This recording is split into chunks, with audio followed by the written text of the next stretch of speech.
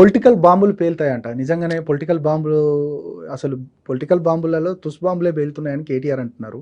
మొన్న కావాలని Janwada farm house ఘటన రేవ్ వాళ్ళేమో రేవ్ పార్టీ అంటున్నారు కాంగ్రెస్ పార్టీ వాళ్ళు.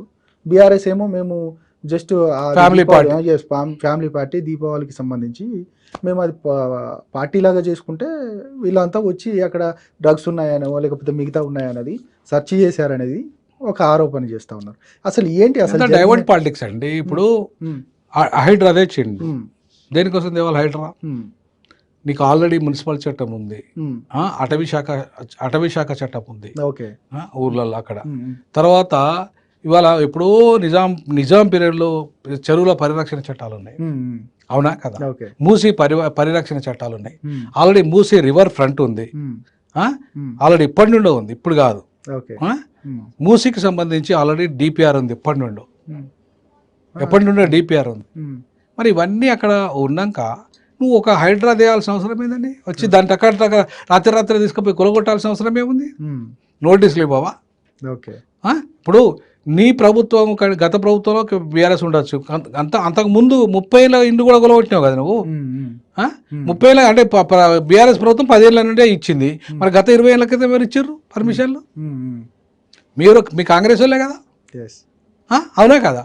మరి నువ్వు ఎవరిని బేరు చేయడానికి ఇవన్నీ వివరాలు?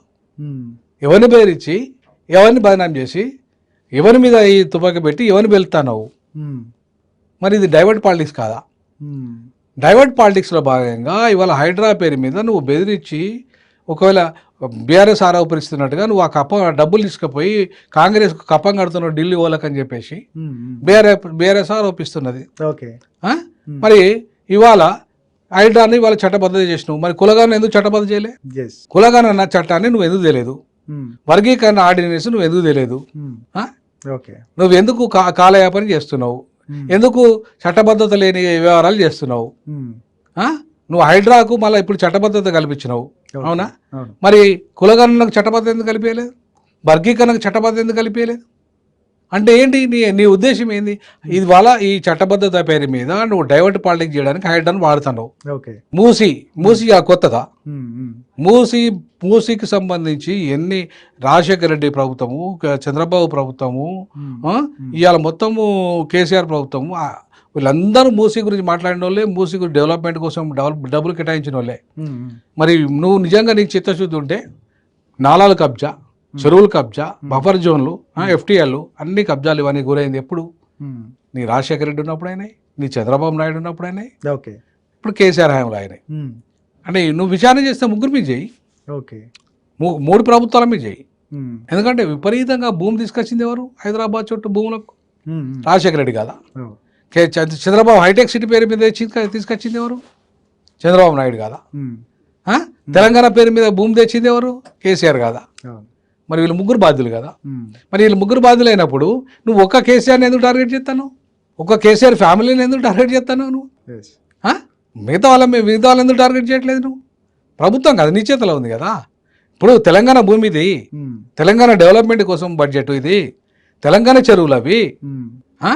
2000కు పైగా ఉన్న చెరువులు ఇలా 30-40 చెరువులకు ఎట్లా పరిమితం అయితే? అంటే మూసీ సుందరీకరణ పేరుతో 1,50,000 కోట్ల రూపాయలను ఖచ్చితంగా అంటే మీరు అన్నట్టుగా ఢిల్లీ పెద్దలకు సంబంధించిన వాళ్ళకి అప్పచెప్పడానికి, మూటలు అప్పచెప్పడానికి అని బీఆర్ఎస్ అంటుంది. సుందరీకరణకు సంబంధించి ఖచ్చితంగా అంటే మూసీ అనేది మనం చరిత్రలో చూసినట్టయితే చాలా అందంగా మనం అంటారు కదా సార్, ఒక 1 రూపీ కాయిన్ పెడితే ఖచ్చితంగా అంత స్వచ్ఛంగా వాటర్ ఉంటుండేనట, లోపల ఉండే కనబడే పరిస్థితి. దాన్ని సుందరీకరణ చేస్తే ఎందుకు అసలు బాగా విపరీతంగా చంద్రబాబు నాయుడు హయాంలో కదా కబ్జాలకు గురైంది, అవునా కదా? ఏమి ఇప్పుడు మూసీలో నీళ్ళకు పోకుండా మురికి నీళ్ళు పోయేటట్టుగా ఎవరు చేశారు? మంచినీళ్ళు ప్రవహిస్తున్న మూసి, ఒక జీవనది అయిన మూసి, ఒకప్పుడు మొత్తం హైదరాబాద్ నిజాం స్టేట్లో అద్భుతంగా ప్రవహించిన మూసి మొత్తం హైదరాబాద్ చుట్టుపక్కల ఉన్న ప్రాంతాలకు కొన్ని 100 కిలోమీటర్ల వరకు కూడా 150 కిలోమీటర్ల వరకు విస్తరించిన నది. అది ఒక జీవనది. ఇలా జీవనది ఎందుకు కొలాప్స్ అయిపోయింది? దానికి బాధ్యులు ఎవరు? ఒక్క కేసీఆరే బాధ్యులా? కాదు కదా అండి. నువ్వు బాధ్యులను ఎవరైతే ఉన్నారో బాధ్యులు అందరి మీద చర్యలు తీసుకో. మూసి ఇప్పుడు ఆ కాలువలు కట్టింది ఎవరు, అలాగే నీళ్ళు పోయేటట్టు చేసింది ఎవరు, మంచినీళ్ళకు సపరేట్గా నీకు నీకు ఆల్రెడీ నిజాం స్టేట్లోనే నీకు